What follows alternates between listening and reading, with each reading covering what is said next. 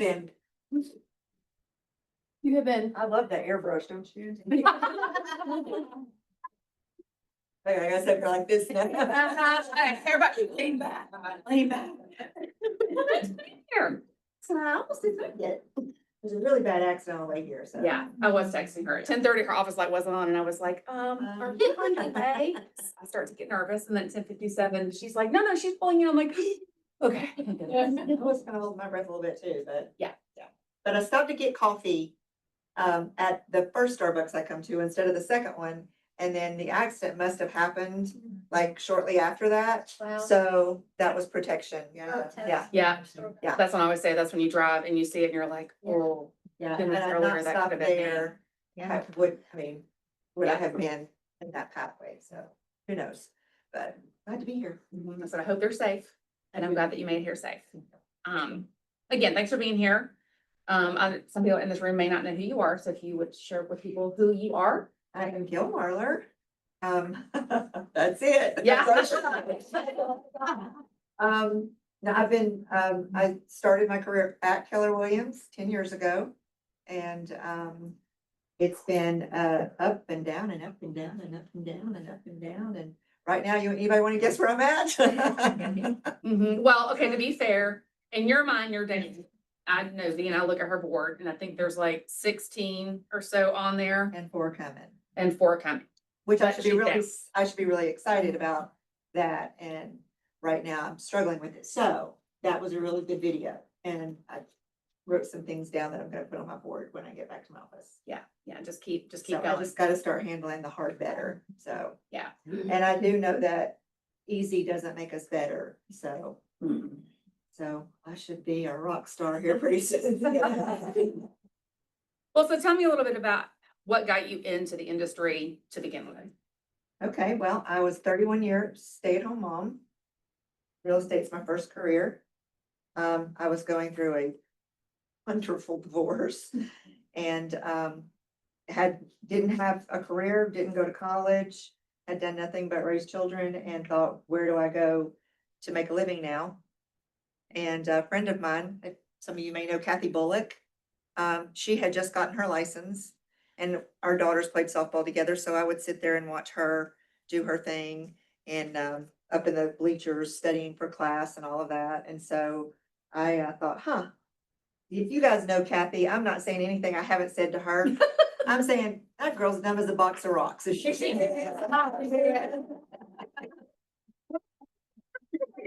Love Kat. If she can love Kat, so she can do it, I can. So I got my started classes and started going through the thing. And the thing is, my kids were instrumental in all of this because when you think about your big why, most of us that have children, our why is tied into our kids at some level.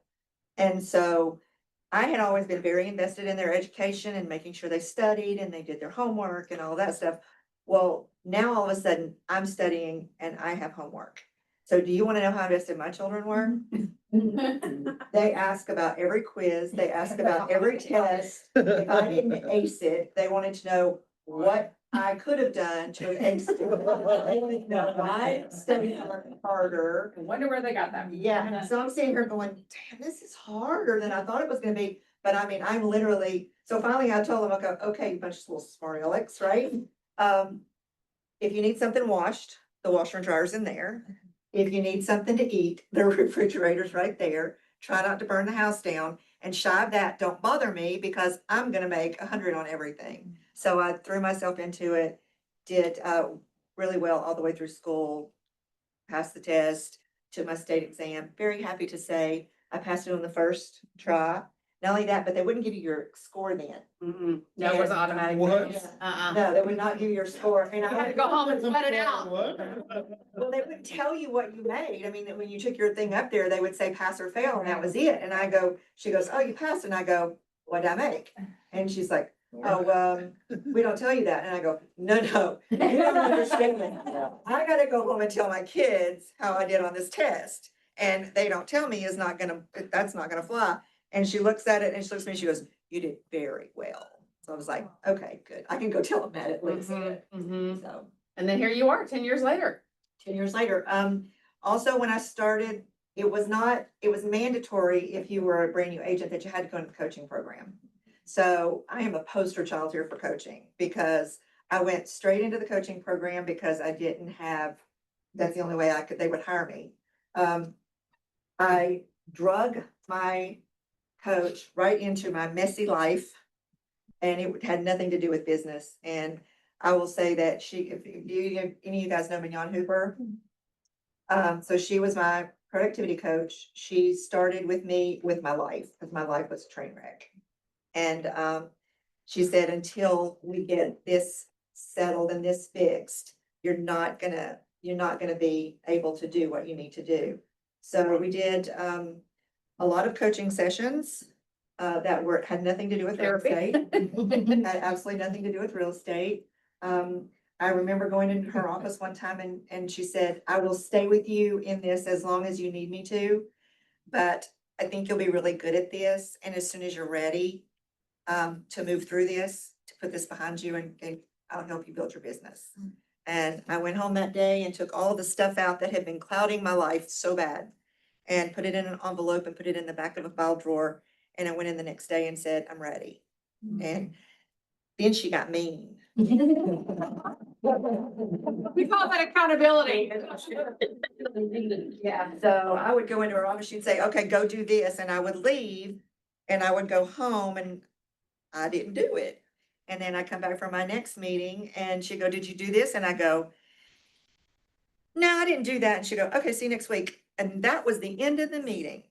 And so after about 3 of those, I decided I didn't want to disappoint her anymore, and she'd helped me through all this mess. So I kind of felt like I owed her at least a knock on a few doors. So that's how I got started. That's awesome. That was pretty, it was, didn't feel like awesome at the time, but on the other side of it, yeah, it's pretty awesome. Yeah, because the hard gets easier. It doesn't get easier. Because You can handle it better. then she doesn't want me to just knock on doors. Then she wants me to do other stuff. And I was like, wow, the knocking on doors things didn't feel so bad now. So All right, so 10 years into it, what's one of the biggest challenges that you have faced, and how'd you overcome it? So the answer in real estate, the answer is always lead gen, right? Well, my answer is always going to be coaching. And coaching leads to lead gen. So it's kind of the same thing. Just getting out of my own way, stop thinking that I could do it. I didn't have to do the things that that it was just going to come to me. Nothing's ever come to me. I mean, when I tell you nothing was easy in this business in the beginning, my mom, God love her, and she's still alive, so I didn't say rest in peace or rest her soul or anything like that. But I literally got called into my team leader's office, and he said to me, I need to talk to you about this issue you have with Ginger. And I'm like, I don't have an issue with Ginger. And he says, well, yeah, Ginger's a little worried about it. And I'm like, I'm sorry, I don't have any idea what you're talking about. And he said, do you know a Patricia Belk? And I'm like, that's my mom. And he said, yeah, well, she called up here and asked for Ginger to come list her house. Oh. Well, my reaction was a little different. I laughed because my first thought was better her than me. And then my second thought was how embarrassing, how incredibly embarrassing. So anyway, to make a very long story short, my brother got involved, who is the younger golden child, right? And so my mom saw things his way. And then she asked me for a discount, and I said, were you going to give Ginger, was Ginger going to give you a discount? And she said, well, I didn't ask her. And I go, well, then don't ask me. So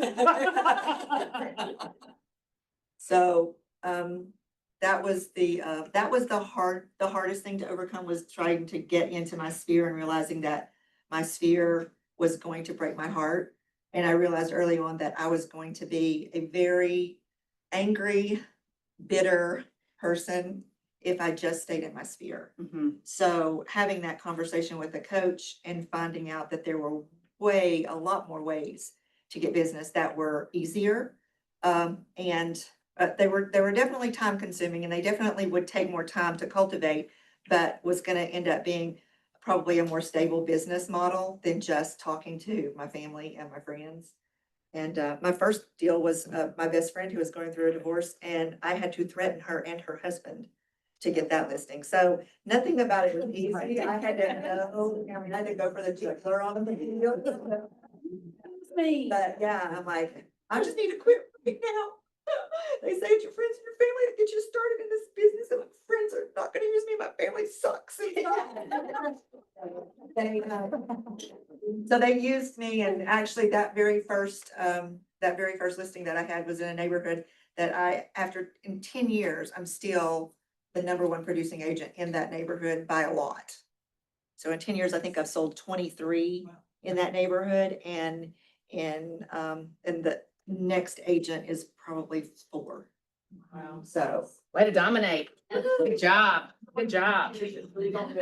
Yeah. So in this current market, as kind of the video we were talking about, just it feels a little heavier than normal. How do you stay motivated? Well, I came here. That was a good step. That was a really good step. I only know, I was always coached to go after the listings, the list to last and all of that. So I've got a really good listing game. Mhm. And I started really pushing buyers off to other agents and only working with the, certain ones that I really, really enjoyed working with, which was Deanna. She was one of my clients. So I just, it's just the activities really. I mean, it does feel kind of soul sucking sometimes, and I probably quit 3 times a day. But I mean, it's just the activities. I mean, that's the only thing I can control in this market, which might be why I'm looking at almost 18 listings by the end of the month. Mhm. So I'm really good at that part. Selling them on the other hand, I'm struggling with that one a little bit, but yeah, so I just control the things I can control, and that's it. Yeah, that's key. Control the things you can control. Everything else will work itself out the way it's supposed to. Yep. How do you manage client expectations, especially right now when you have listings that are not selling in 24 hours because they all think it should be selling in 24 hours, and managing those expectations? So I used to be one of those that was, I didn't want to tell you the hard truth, but I wasn't going to tell you a pretty lie. So I kind of like skirted somewhere in the middle, like kind of giving them a little of what they wanted and still trying to, still be honest, be Mhm. truthful, but not dash their hopes and dreams of what they believe their little cottage is worth. But now I've gotten just a lot more direct, a lot more best case scenario, worst case scenario, and I just need you to only hear the worst case scenario. So I usually start with the worst instead of before, where I would start with the best thing that can happen is this, but this could happen. Now I'm like, this is likely what's going to happen, but this could happen. So I think I've just kind of flipped the script on how when I'm talking to potential sellers about exactly where we're at. I mean, I had one the other day, and if he had listed his house 2 years ago, it would have been 1.1. Beautiful house, swimming pool. He's done all the right things, and the house is just absolutely gorgeous. Great school district, everything. He called me and he says, "I'm finally ready to pull the trigger." And I go, "Okay, well, I'm gonna come over and sit down and tell you this face to face because you're not gonna hang up on me." So, and I told him, and we're looking at 920. It's a lot different now. 2 years ago, you weren't ready, and I get it, but the market's changed, and this is just is what it is. And I said, I think that's probably where we'll start. Not sure where we'll finish, but that's where we'll start. And he's like, okay. So I've kind of come to the conclusion that even if you're telling them something that they don't want to hear, if you're coming at them from a place of here's the data, I'm not just pulling this number out of the sky. I've actually done the work, and here it is. And you show me where you think your house lands. And they're pretty honest with themselves when they're looking at their house gets this. And then they'll start to say things like, but I did this. And I go, did you do that? Well, no, I didn't do that. Well, they did that. And you don't know what a buyer is going to put value on. So that's kind of. Yeah. What is something that people don't really realize in running a real estate business in the shifting market, a market that we're in right now? What do they not realize? Mm-hmm. That it's not 2021 anymore. I think everybody, you know, we hold on and we're slow to shift too, because we liked the market that we were in. I don't know about y'all, but I really like that market. And so we kind of hold on to it too and think, okay, it's not going that fast, not gonna move that fast.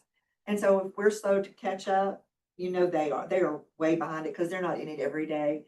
So I think you just really have to be patient with them and just show them the data from if they think their house is worth a certain number, show them the data from 2021 or 2020 and say, this is what it was then.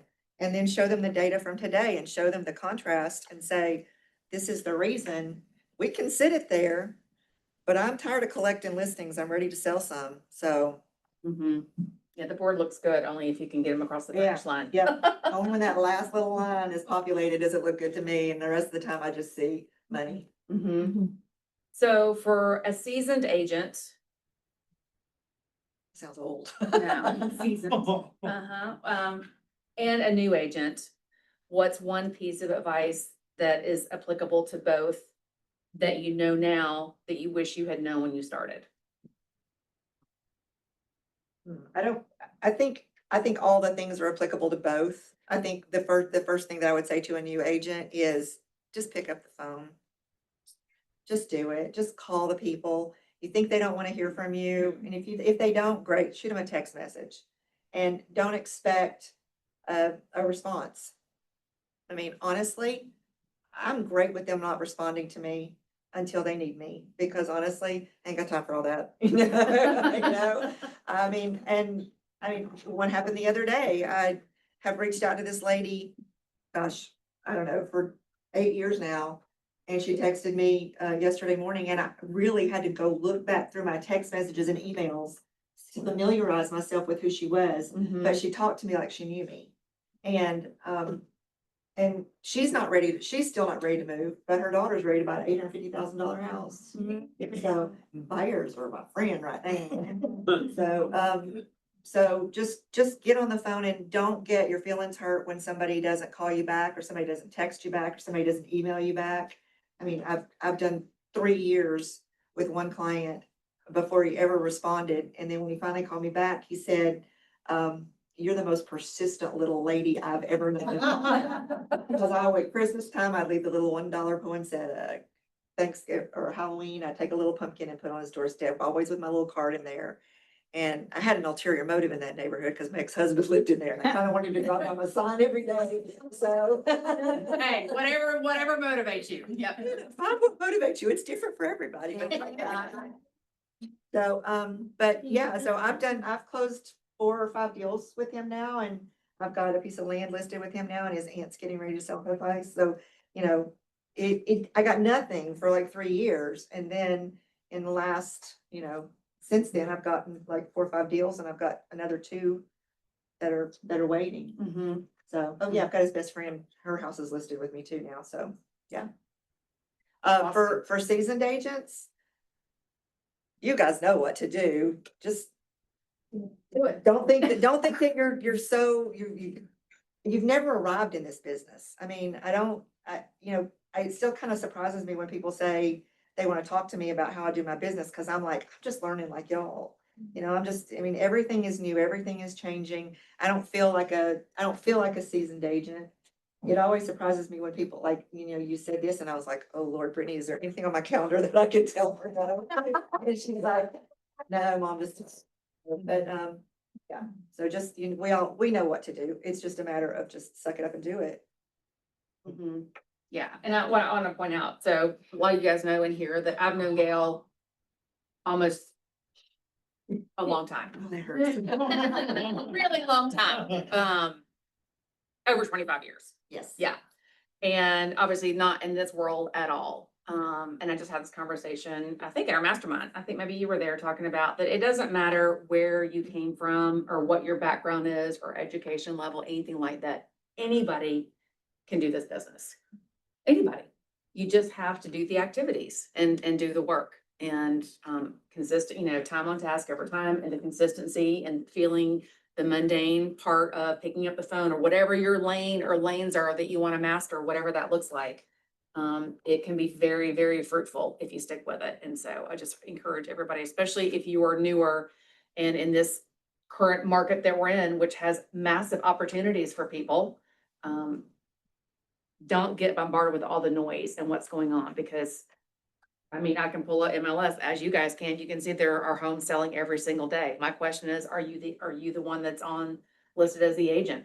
And if not, why? Especially when it's in your backyard, front yard, or down the street from you. You know, that's a big one.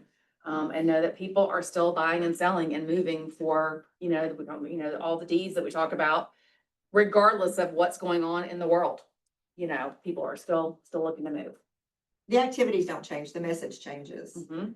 The education that you need changes. I mean, everything's changing, but the activities don't change. We're pretty consistent with that. Mhm. Anybody have any questions? We'll do a little mastermind, ask questions, anything you want to know? I have a lot of questions, but I'll just try to. I can talk, okay. I have a listing and, I made the mistake of pricing it high. And so that went into their mind. So I recommend right now in this market, if you have a listing, do not do that. I think Thea, marketed my listing in Tequila. But what's happened is, and now they're in their mind, they can still get it. And I just don't know what else to do except how to explain to them, listen, we got to change this. And on top of that, we've gone under 4 contracts that just went through the wind. So, but I don't know what to do. We've been on the market for 6 months. I mean, Are you asking me what to do? Because I've got 14 listings right now. I can't. I think it's just, I have one that, she's getting a new roof on her house. And she thinks that she should be able to go up $20,000 on her price with a new roof. And so, my conversation with her is, okay, we're on the market during this period of time and nobody's seen your house. We've had 5 people come and look at it and they haven't made an offer and they don't have any idea what the condition of your roof is. Mhm. So what makes you think that once you put a roof on it, that now you're gonna go up 20,000 and they're gonna go, oh, let me go see it now. Not only that, but most buyers have the idea that the roof is not going to leak and that the water heater works and that the plumbing is good. I mean, they have an expectation that the house is livable unless you're marketing it as a fixer upper or, As a tear is. downer or an as is.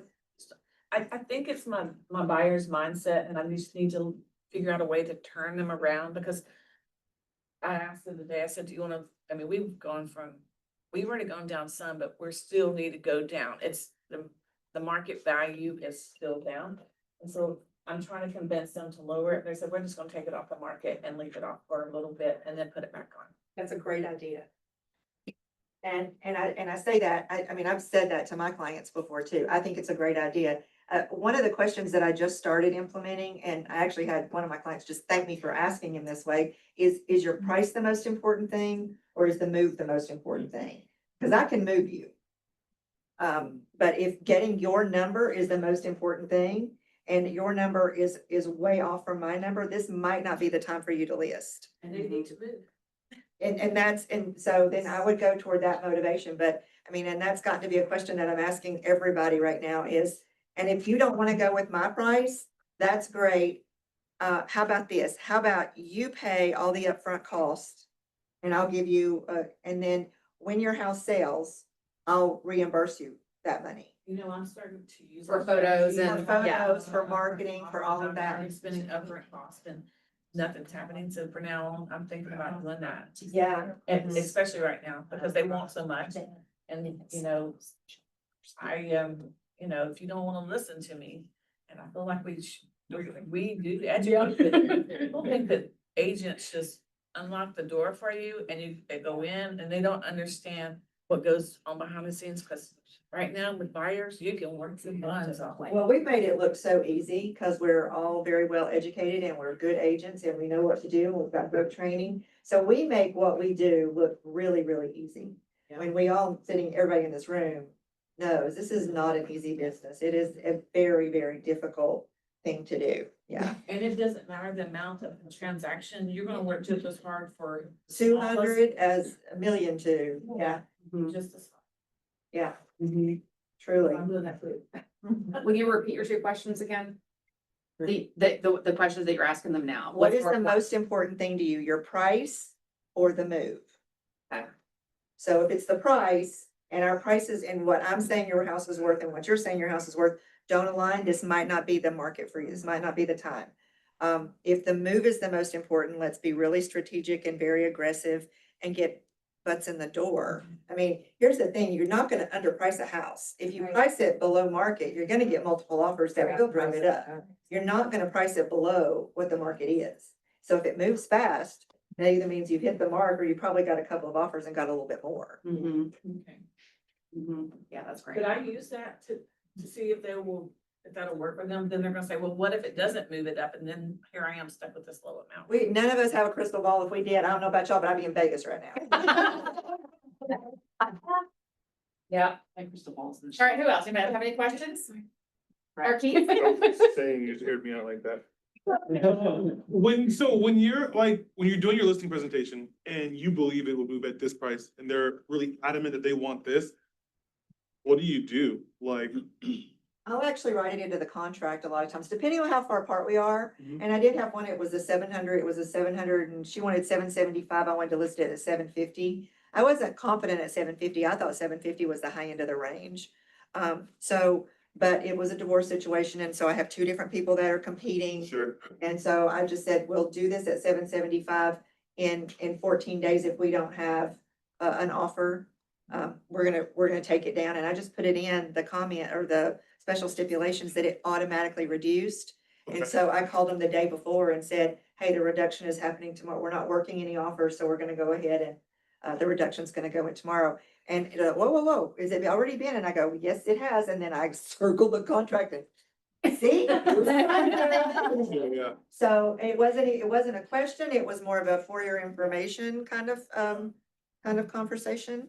So, and it still hasn't moved. It still hasn't moved, but we are getting more showings and more traffic in there. And we've got somebody going back to see it for the second time today.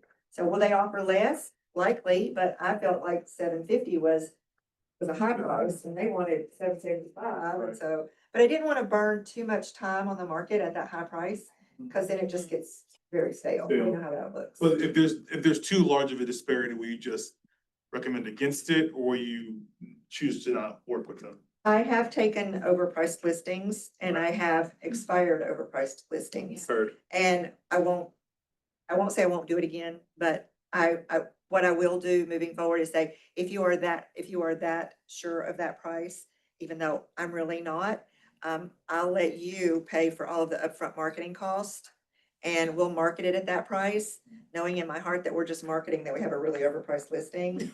But I will put that in there and I will tell them that, I'm not backing out of paying for things that I typically pay for. I'm just saying at this price, I don't think I can move it. So if you'll come out of pocket with the upfront cost, we'll list it at that. And then when we sell it, I will refund that money to you. It'll come back to them on the HUD statement. And But that's what I'll do. Get in the game. Sometimes they're like, oh, okay, maybe I want to negotiate a little bit more. And granted, if it's a $1.3 million listing and they've got $1,000 in it, they don't care. But if it's getting close to expiring, they're more likely to go back with me. And they're more likely to start listening to me as the time ticks on. yeah. I want to piggyback on one thing and you go to her. Just for all the new agents and people who work on listings, what you said about when you go to a listing now, and it's overpriced, of giving that 14-day, I've learned that myself now, from now on, that, all right, like you said, I'll do it for 14 days, but we're gonna try to lower it and try to get them to agree with that. I think that's the best way to do it than the way I've done it. They'll agree to it. Once you can get them to agree to it on the front end, because they're still feeling confident that that's their number and that, you don't know as much as they know, right? So they're confident in that. And they're more willing at that point to sign a reduction because they think, oh, in 14 days, my house is the best, so it'll obviously sell for what I think it'll sell for. And so they're more apt to sign on the dotted line with that language in there than they are if you come back to them later. And they've had 3 showings and some of the feedback was positive and that's what they're holding on to. Just. I was just gonna add, you probably do this. I also agree with them and I'll say, I would love to sell your house for that. And my job is to tell you the truth. And here's what we just looked at. So based on this, I can't sleep at night knowing that you want to price $100,000 over. I just want to set that straight. And if you're okay with that, then maybe this isn't the best partnership. Just kind of agreeing with them has been really, really helpful. Yeah. And Yeah. taking that pressure off. It's not like. But you don't want to insult them, you know, oh, it's not Right. worth that. Well, I would love to set for Right. higher, but you know, that's not always the case. Well, and that's one of the reasons that I will, especially if I know upfront what they're, because they'll tell you, they'll Yeah. give you, when you're talking to them on the phone, they'll tell you, I'll go, oh, so what do you think your house is worth? Because before I ever see it, Yeah. I'll ask them that question before when Yeah. I'm on the phone with them. So what do you think your house is worth? And they'll tell you like that. Yeah. And then it's like. because they all know. Like, okay, yeah, they know way more than we do. So, and they'll tell you, and so I'll prepare based on that number, and then I'll show them. Well, I sure wish it was, cause you Yeah. know, I'm gonna get in here and circle prospect the crap out of this neighborhood, cause, you know, 10 and done, right? Mhm. Mhm. Awesome. Any more questions? Yes. So with the way the market is, there are some agents that have the opinion, well, it's just your price was why it's sitting. That you price it too right. So how do you know whether it really is the price or it's just the way the market is? You just have to write it out. Price fixes everything. I say that, and yet I still have 14 listings. I mean, if some of these listings were priced too much lower, I might buy them, right? So, I mean, price does fix everything. There are buyers out there. And once you get below a certain point, you are appealing to a completely different Yeah. pool of buyers. Mhm. So, I mean, price does fix everything. Now, is it a price that they're willing to sell at? Maybe not. I've got two that bought 2 years ago, and Mhm. we can't go as low as it's gonna take them and them not lose money, and they're not willing to lose money. I get that. It's not time for them to sell their house right now. They need to wait. Mhm. Yeah, there are buyers out there. Mhm. Some of the best advice I've given, and I sometimes say I'm the worst real estate in the world, because some of the best advice I've given is don't move. Yeah, Absolutely. Same. absolutely.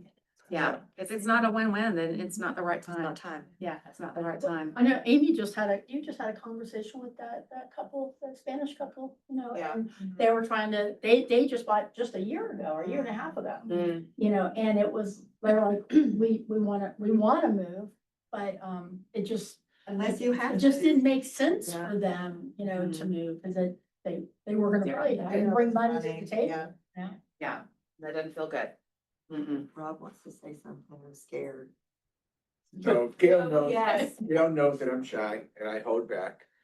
For the newer people, because I'm looking at some mega people in here and they know who they are, but I started my career with Sure Thing in Keller Williams almost the same time she did. And everything that she talked about was in the coaching program, because I used to go to those coaching, sit in the back of the room and be a sponge. And I've watched everything that she said is true, because whenever we're doing a deal with Gail, she's upfront, she's truthful, she tells you how it's gonna be, and she's very professional. To the point I'm trying to tell a lot of the newer folks is like, you gotta jump into the Keller Williams programs here, because if I were to be an agent, this would be the place I would be, because the training, the expertise, and the help, it's second to none, because I used to do real estate back in the early '90s. None of that stuff was ever available, but to watch what she has done, I've known her for so many years. I mean, we're friends more than we're colleagues, but you gotta be true to yourself, and that was always something I got no bullshit from Gail. If she says it, you do it, and she was that firm with her buyers, but I would talk to her buyers and have a conversation and said, no, you know what, she told us what we really need to do, and she was right. And I think a lot of that did come from the coaching and the program and talking with everyone in these rooms and learning from people like that. So, kudos, because everything you said was the truth. It also is a really good idea to align with excellent vendors, because I will tell you, he has only ever tanked one deal for me. And he came up to me and he said, oh no, this needed to be tanked. He walked up to me and he said, get these kids out of this contract right now. And I was like, I remember that one. Oh, yeah, and I was like, yeah, I didn't feel, I mean, this house was sitting wonky on everything, so it was like, the roof was gonna come in, I mean, it wasn't even supported, and it was the worst Run. house ever, and they were all in on this house, and I'm like, look, I trust him, just, if he says I said, he has never said this to me ever. He says, get you guys out of this deal. And so, And the whole part of it is, I said it to her personally, do they have the money to fix it? Because time and money fixes everything along with price, like you were saying. And that's why I reached out, I said personally. And she said, no, then I want to be honest with you. I don't want you to have false perception that this is gonna be, a palace. Because it wasn't. You sold in the money pit. yeah, and I treat all my clients as if they are my best friend. My mom, God love her. Or one of my kids. I mean, would I put my kid in that house? Never. Would I put my mom in that house? Maybe.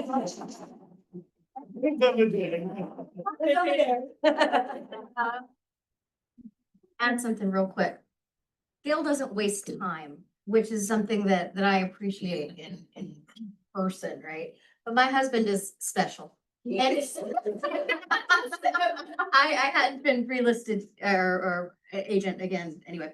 So Gail was helping him buy, but he's got his own thoughts, right? But she comes to a point and she's like, either you're going to be buying this or you're not going to be buying this, and I'm not going to waste time. And he would just yes, the time sucker of, well, what about this? What about this? And she's like, I'm either This we're is not what doing you this. said you wanted to do. Yes, or we are not. And I think that was a good awakening for him as well to hear that. So don't be afraid to tell your clients if you're like. people this on is- task. Yes, Mhm. yeah, this is not where, or. This is or not don't what you waste said your you wanted time. to do. Yeah, because I think that was great for everybody involved. Well, to be fair, Nick would call and Nick would have like 5 houses he wanted to buy, all 5 of them. Oh, yeah, yeah. And then You're like, I no, get no. her, then I get her on the phone and she's like, we're gonna buy one house.